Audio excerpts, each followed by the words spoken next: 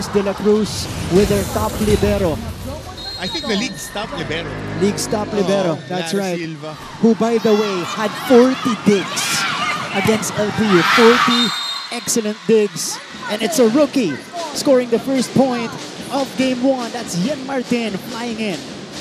But again, going back to the way Lara Silva defended the whole season, it provides him a lot of opportunities. Oh, yeah. And naiangat niya yung laro ni Estelier kasi she covers a lot of ground when she's on the floor. That's right. Siya, mag-isa, yung gumagawa ng oportunidad para sa kanyang koponan. Here's Gail Pascual. She says, I can do it better. Look at this swing. Number 1 spiker in the league when it comes to efficiency. All business as far as I'm talking. Estrelier. Nitura. Pinaghandaan dyan ni Dorog. Estoque. And this is the strength of the Lady Knights. They deflect each attempt.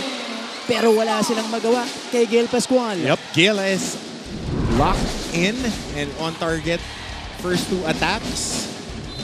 Right there down the line. We rarely see Gail Pascual in her final form.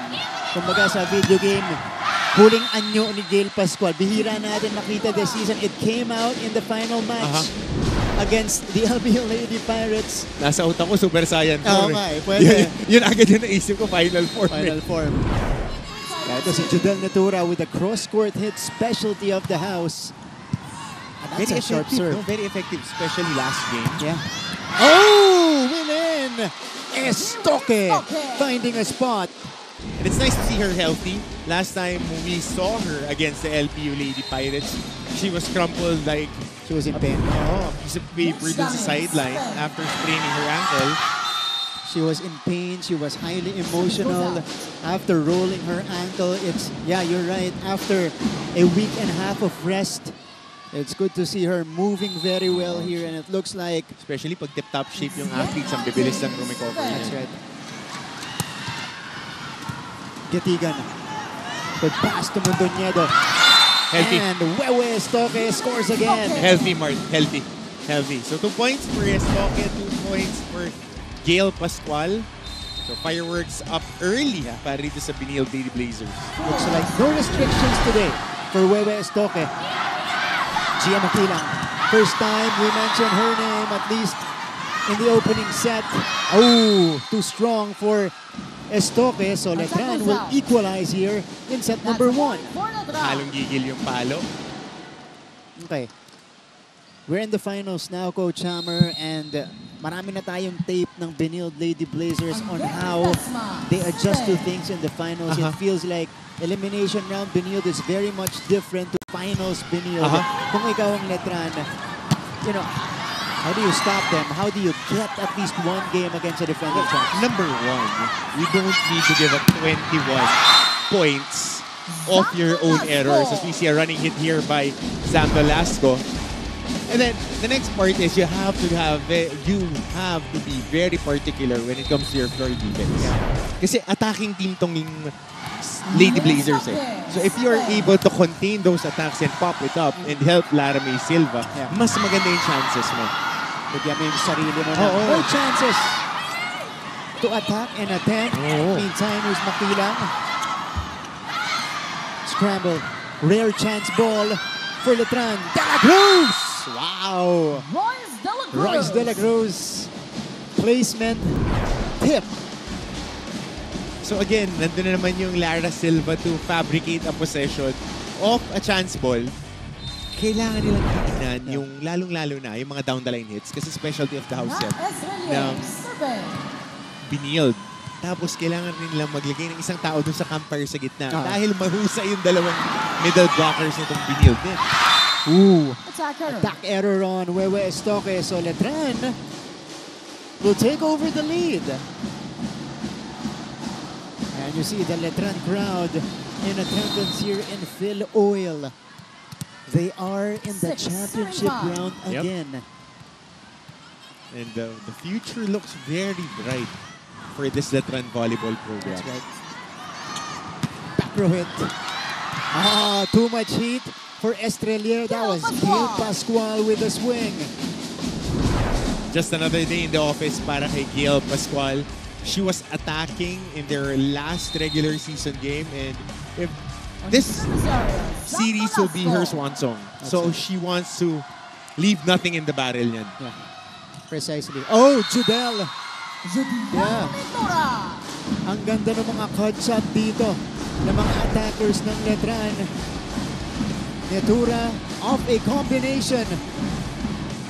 Catching the line.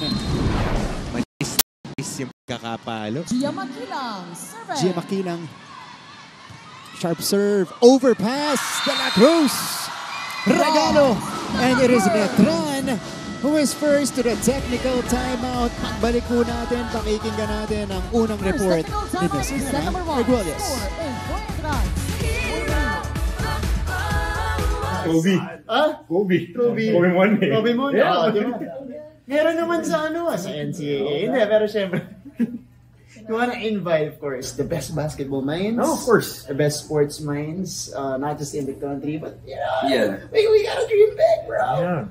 So, International. in terms of dream guests, I've said this before, my dream guest has always been Coach Ramil De Jesus. I don't think there has been like a one-on-one interview, at least I haven't come across one, or kahit sa print, I have not seen or heard the life story of Coach Ramil. Of course, I've had conversations with him. I know his background. Pero yung sit down with him, talk about his journey, and he's one of the most brilliant. At nagbabalik ang NCAA Season 99 Women's Volleyball Tournament. The Benilde Lady Blazers versus the Letran Lady Knights.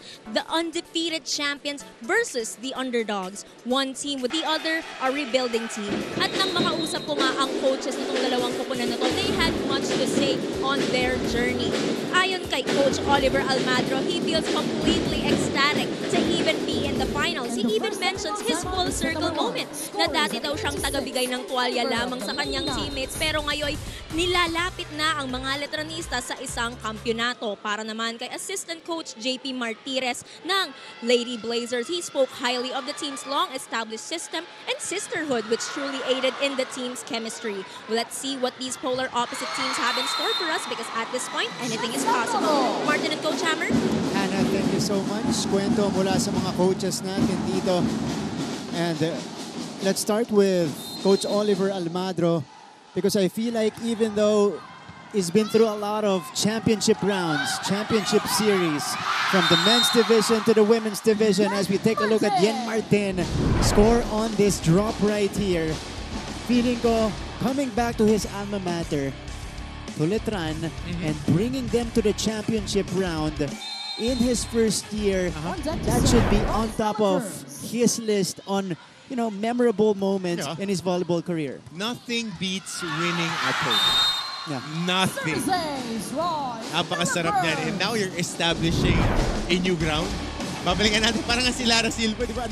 40 digs. Yeah, 40. So pagkabubuo ka ng mataas na structure, kailangan malalim yung foundation. Ganyan yung ginagawa ni Coach O ngayon. And we had a conversation with him, tayong tatlo nila Anton. Yeah. Na that's what he was saying. He wanted to really return to the tradition na malakas talaga yung program na Letran.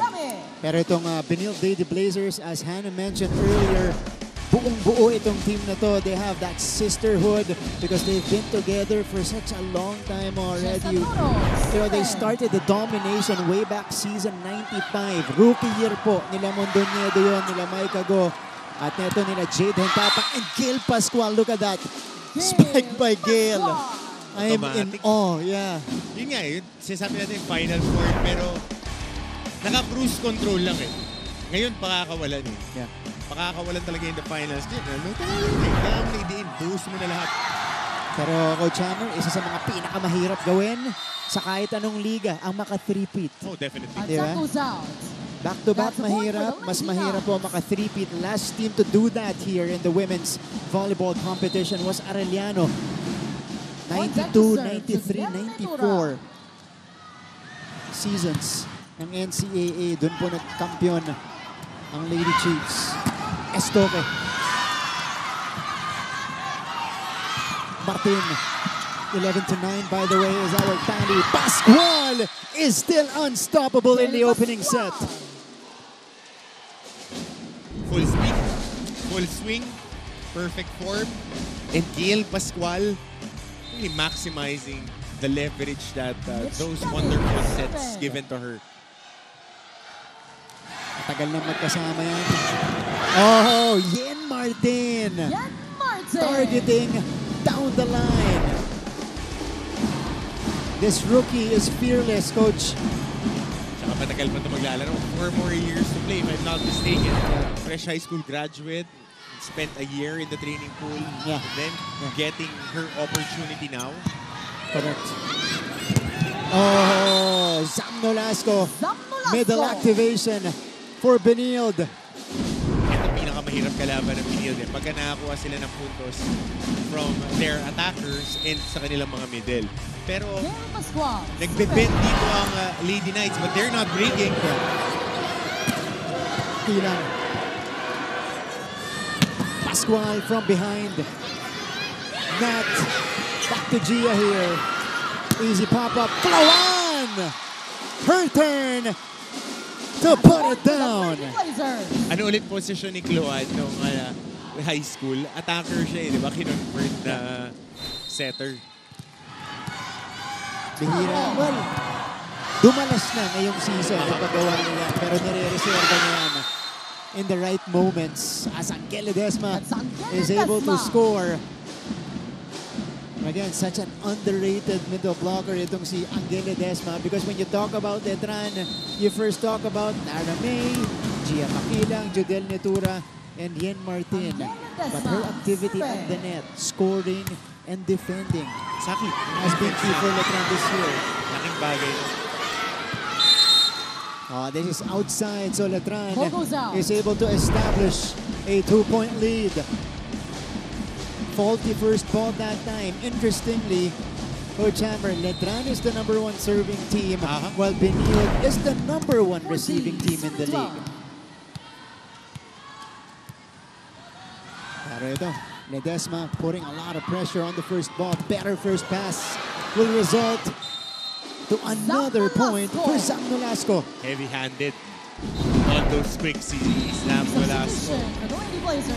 And whenever she is at that spot and she gets perfect ball placement, when she gets in rhythm, ang hirap i-stop, tangkad, athletic. Kasi kung nasanay ka nakakita, yung mga ganyan katatangkad, hindi ganyan ka-athletic. Service ace pa. Upon her entry, Maika Go, former NCAA MVP, able to fulfill her job very well that time as a service specialist here. Makilang!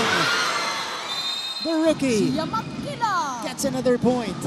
Sabi ni Coach Jenny, pasukan pa niya ng konti dahil medyo hilaw yung pagkaka-receive dito. Pagkaka-dig rather ni Maika.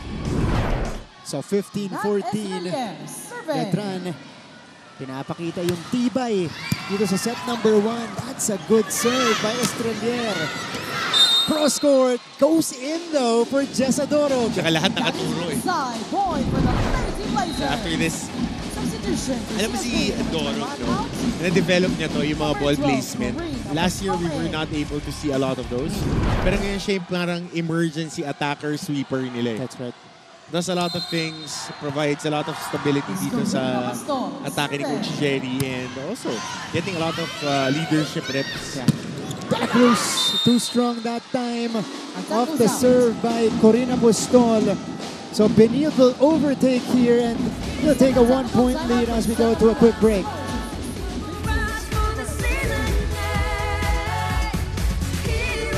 Basketball junkie ako eh. So, Jomo, Coach Jolie pa. Yung mga yan, yung mga old school. Kasi yan yung mga nakalakihan ko na dream. So, medyo lumalabas na yung part ako of that older generation eh. Who believe that. Hindi ko yung generation. Hindi mo na generation, but kayo TikTok generation. Wow! Kasama na kita. Kasi yun yung conversation natin kanina. Ako, Jaworski, tsaka Jolie pa yung but again, if going back to that, ako yun. Kasi I would have wanted to have a conversation with the late Coach Chato Badalato, Coach Ron Jacobs, because I'm a coach. And ito, curious ako eh. Yung mga executive side of how is it running a school run. It's a 1-point lead for the defending champions again, gunning for a three-peat this year. The Lady Blazers, after being down by 2 earlier, on a 4-1 run to take back the lead.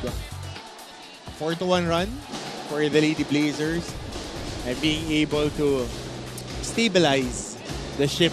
Yeah. And Coach Jerry early mix-up sa kanyang lineup dito. Corina Postol gets burned off the bench.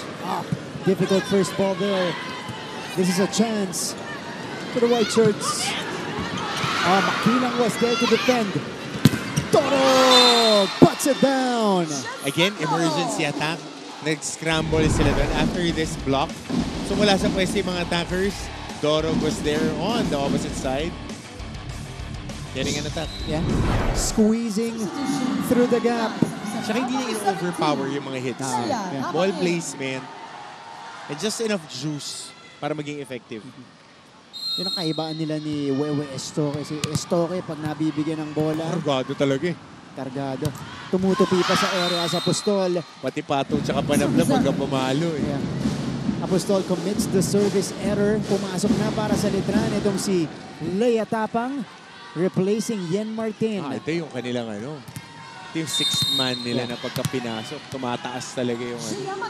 She was supposed to be the starter for Coach O, but she wasn't available as Makilang scores the ace.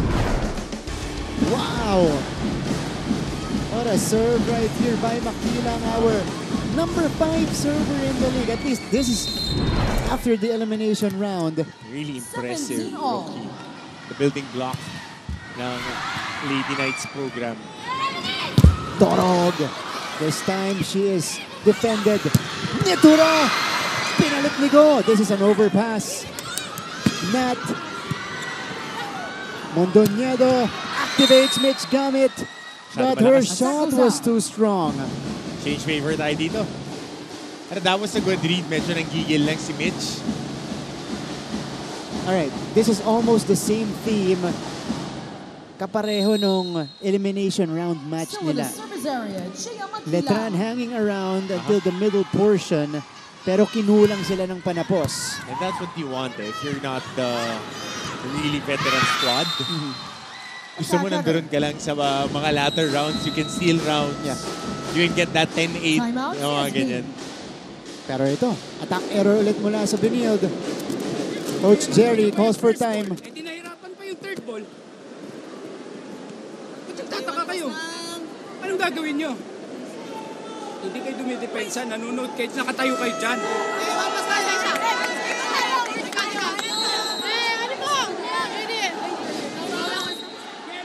Okay, this is how LPU was able to push Benilde to their limits in their final match in the eliminations. Talagang pinahirapan nila yung receive nitong Lady Blazers. Yes, that's number 1. And number 2, you have to be relentless when you attack these Lady Blazers. Kasi if there's one thing that they're not really in the top of their game, it's yung mga long rallies. Yeah. Kasi mabilis ang mga play para sa kanila. This is a good dig by Gia. Oh! Letran though unable to capitalize. So will this open a door for Benilde? Unforced error so far.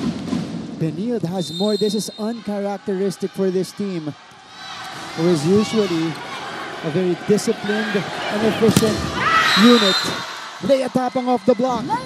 Again, pag pinapasok, di pala 6th man, 7th man nila.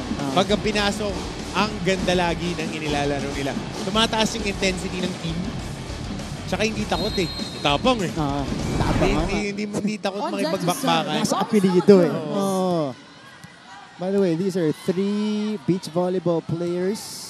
Pag nandiyan sila, may 3. Champion yan. Back to back. Back to back. Mitch Gamit. That's the Mitch Gamit that we know. She cuts the lead down to 1. Serving that special up the middle. Itong si Mitch Gamit. I like her approach, especially on these middle attacks. Full commitment. Taas siguro mag-pogo jumps nito, no? Kasi biglang, ang bilis ng impulse niya eh. Ang haba pa. Yeah. Pascual off the block.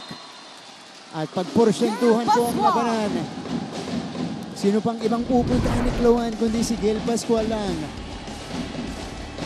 She has been rarely stopped here in the opening set, Coach O. This is his turn to call a timeout. Pangalawa, Juday, ito na yung time yung game plan. Ito na yun eh. Na-overwhelm tayo masyado. Now, ito na yung mga depensa. O, yan na yung depensa. O. So, ano pwede natin gawin? We have to do this na. Magandang set, we have to do this. Magandang set, we have to do this. You understand? Sinasabi ko na sa'yo eh.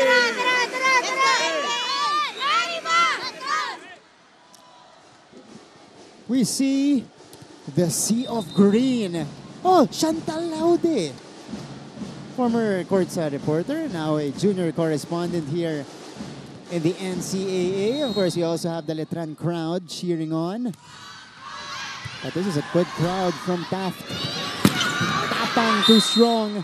Not the execution Coach O wanted of the timeout. Yung palo sa ilalim ng bola na naman. Kaya medyo paloob. Ito yung sinasabi ni Coach O. We practice this to not get overwhelmed. Lalong-lalo na pag home stretch na ng mga set. Good drop ball. That is saved by Gatigan. But Mitch Gamit wins the battle at the net. Ayun, pag tinignan mo yung approach siya off this scramble, ang quick at saka ang taas ng pogo jump niya eh. Quick impulse. Yeah. Tapos ang ang taas ng reach niya. For a girl. Ang daan tumalon ka. Oh! Service ace! And Benilde is rolling here in set 1. Jessa Dorog unleashing a sharp serve. No, actually, medyo float pala yun. Medyo hinahang niya eh. Another difficult first ball. Martin. Micah Go is denied. That's a good sign. Micah Go jumping and going for an attack. Ito, pininggan siya ni Cloan pero naabangan, nasarhan itong si Micah. That was Nitura. The lift will be back, Yeah. definitely. Ganda sana pag 2 rounds tayo, makikita mo eh. Kasi yung game reps iba eh. That's right. Next season is her season. Hopefully, hopefully. Yeah. It is set point for the defending champions. Meantime, a timeout by Coach O. Game doon tayo nagkakamali. Mag-isip naman tayo. Mag-isip. Ano unang gagawin? Remisave muna tayo. Pangalawa, maraming bagay na dumating sa atin mag-aang lang na bola. Bakit sobra tayong nagmamadali? Kailangan stop block. Mag-aang ng bola. Hindi dahan mag-aang din ang gagawin natin. Hindi diyan. Ganun sa'yo. Sinabi ko yung option na yun. Pero nakita mong single block, hindi palo. Pangalawa, bakit mo nag-repair masyado ko? Dalawa naman niya in between. Go, go, go, go, go! Coach, composure ang hinahanap ni Coach Oliver Almatro dito. Kasi nagkakamali. Magagaan naman yung dumadating sa kanila. Pero hindi nagiging perfect yung reception nila at depensa. May halo na rin siguro gigil. Dahil hawak nila yung laro kanina eh. Yeah. Nakokontrol nila to start off this game. Pero parang it's a young buck na pag hinawakan mo, pipiglas ng pipiglas talaga eh. That's right. Martin. Checked. Oh, no, Lasco! Ends set number 1. Here's the return.